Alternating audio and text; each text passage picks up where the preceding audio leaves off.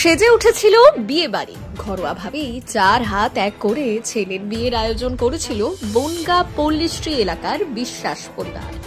হঠাৎই বাড়ির সামনে এসে দাঁড়ালো পুলিশের গাড়ি। প্রশাসনের আধিকারিকদের উপস্থিতিতেই বন্ধ হলো সেই বিয়ে। জানা যায়, এভাবেই সীমান্ত এলাকায় এক নাবালিকার বিয়ে রুখল প্রশাসন। স্থানীয়দের তরফ থেকে স্বেচ্ছাসেবী সংগঠন সহ প্রশাসনের কাছে খবর যায়, এলাকায় বছর 18 সৌরভ বিশ্বাসের সঙ্গে 14 বছরের হাসনাবাদের এক নাবালিকা মেয়ের বিয়ের আয়োজন করা হয়েছে। খবর পেয়ে দ্রুত বিয়ে বাড়িতে হাজির হয় পৌর আধিকারিকরা সহ স্থানীয় প্রশাসনের লোকজন। এরপরই করা হয় নাবালিকার বিয়ে বন্ধ। পাত্র সৌরভ রঙের কাজ করেন, বাবা বাপি বিশ্বাস পেশায় কাঠমিস্ত্রি। অপরদিকে নাবালিকা ওই মেয়েটির বাড়ি হাসনাবাদে। পরিবারের দাদা থাকলেও গুরুতর অসুস্থ। মা কোনো রকমে সংসার ও ছেলের চিকিৎসা চালাতে খাচ্ছেন হিমশিম। তাই বিশ্বাস পরিবারের তরফ থেকে মেয়েটিকে পছন্দ করে নিয়ে আসা হয় ছেলের পাত্রী হিসেবে। এদিন তাই প্যান্ডেল করে পারিবারিক কয়েকজনকে নিমন্ত্রণ করে ছেলের বিয়ে দেওয়ার ইচ্ছে ছিল বিশ্বাস দম্পতির। গোটা ঘটনায় রীতিমতো চাঞ্চল্য ছড়ায় এলাকায়। নাবালিকা ওই মেয়েটিকে আপাতত তার বাড়িতেই ফেরত পাঠানো হয়েছে বলে জানা গিয়েছে।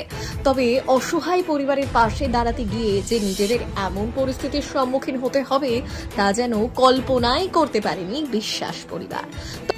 না না, এটা বলা আপনাদের ভুল হচ্ছেন কেন? আমার জামাই মেয়ে দেখতে নিয়ে যায়, আমার ছেলে দেখে মেয়ে পছন্দ হয়ে যায়। মারা যায় ঠাকুমা, আমার শাশুড়ি যায় যে অনেক দূর তো হাসনাবাদ, আমি আমার বাড়ির লোক যাইনি। এমনি পছন্দ হয়ে গেছে। শুনলাম ওর বাবা ওর দাদা খুব অসুস্থ, আলসার হয়েছে, বিড়ি বেঁধে সংসার চালাতে পারে না। তার জন্যে আমি ভাবলাম গরিবের মেয়ে আজ বিয়ে দিলেও দিতে হবে, কাল বিয়ে দিতে হবে। ওর মা ছেলে যদি বাঁচাতে হয় তার কাজে বেরোতে পারবে। ছেলে বাঁচানোর জন্যে একটা ইয়ং মেয়ে ঘরে রেখে যাওয়া অসম্ভব। তাই ভাবছিল যে মেয়েটারে 4 হাত করে দিয়ে আমি একটু কাজে নামতে পারবো, আর কাজে গেলে সংসারটা আমার ঠিক মতো চালাতে পারবো। তার জন্যে আমি ওই মেয়েকে আমরা দিচ্ছি। তবে নাবালিকার বিয়ে দেওয়া যে আইনত দণ্ডনীয় অপরাধ, সেই বিষয়টি জানা ছিল না বলেই সাফাই দিয়েছে পাত্রপক্ষ। শেষে নাবালিকার বিয়ে দেবেন না বলেই মুচলেখা নেওয়া হয় অভিভাবকদের তরফে। আমরা আজকে আমাদের সিটিপিও স্যার সকালে আমাকে একটু ফোন করলেন যে একটা বনগাঁতে রেলের বাজারে এখানে একটি চাইল্ড ম্যারেজ হচ্ছে, সেই জন্য একটু এসে দেখতে বলেন ব্যাপারটা।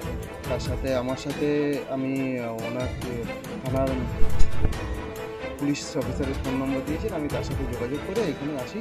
এসে দেখি যে এখানে একটা হাসনাবাদ এলাকার একটি মেয়ে, যেখানে সৌরভ বিশ্বাস তাদের সাথে বিয়ে হচ্ছে। মেয়েটির বয়স এখন বর্তমানে 13+।